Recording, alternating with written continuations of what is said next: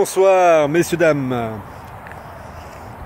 Je profite de cette petite pause pour faire cette petite vidéo et nous partons en direction de Ninh Binh.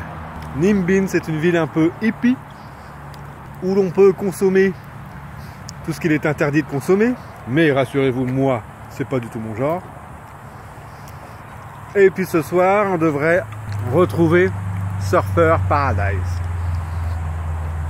Donc là on a dévalé les premiers kilomètres, on a dû faire je sais plus 2 heures, 2 heures et demie de route avec ce sympathique van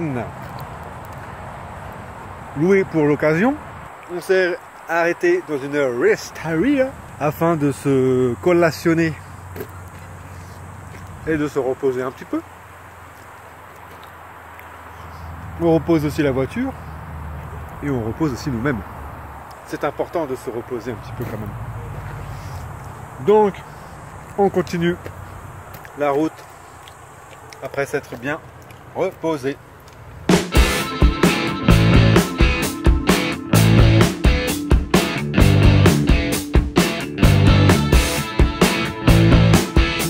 Bon, après plus de 7 heures de route depuis ce matin, nous sommes arrivés à notre première destination qui est donc le quartier cool, très cool de Ninh Binh. Ninh Binh, c'est une petite bourgade, une petite ville dans les terres. Tout est cool puisque le petit truc de la ville, c'est que ici on peut consommer tout ce qui est interdit, si tu vois ce que je veux dire.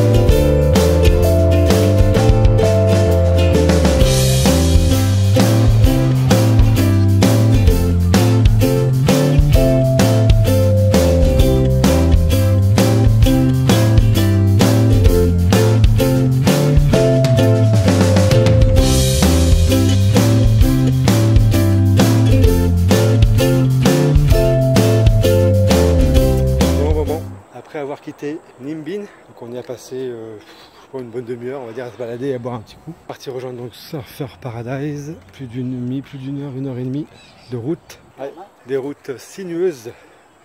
Du coup là on est à 30 minutes à peu près de Surfer Paradise, on est dans un camping, un caravan park. On en a fait 2 ou 3 avant celui-ci. Le premier, la barrière était fermée, donc je suis dirigé vers la réception qui était également fermée, donc impossible de pouvoir rentrer. Le deuxième, barrière ouverte, réception fermée. Et en faisant le tour, on s'aperçoit qu'il n'y a aucun van, mais que des mobil-homes, ou des gens qui semblent y habiter pour une très longue période. Du coup, on demande à 2 Australiens si on pouvait rester dormir avec le van.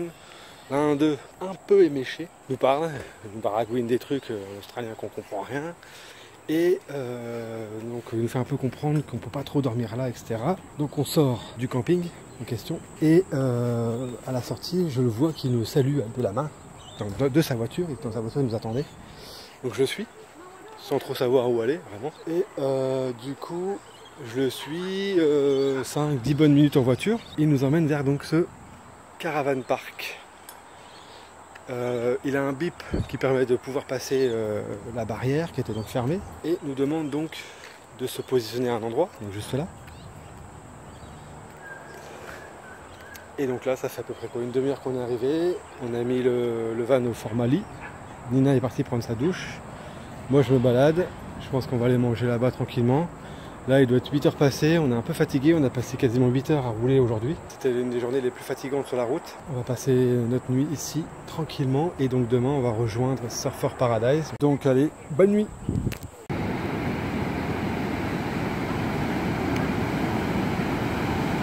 Messieurs, dames, bonjour. Il est 6h45, il est très tôt. Hein.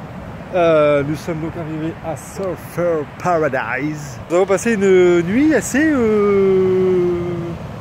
insolite, je dirais. Alors, comment vous expliquer? Donc du coup, presque 8 heures on a mangé, on s'est fait attaquer par les moustiques en mangeant, on est rentré dans le van pour pouvoir aller se coucher parce qu'on était un peu fatigué.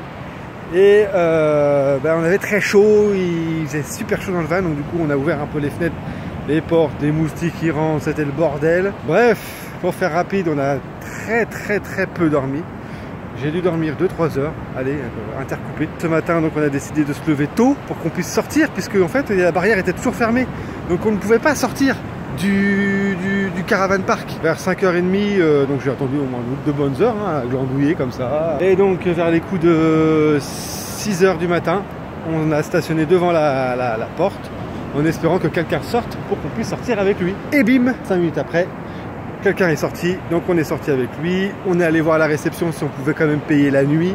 On a vu quelqu'un, mais c'était un client, puisque la réception ouvrait qu'à 8h30. Beaucoup trop long, puisqu'on doit être à Brisbane vers 9h, donc c'est impossible.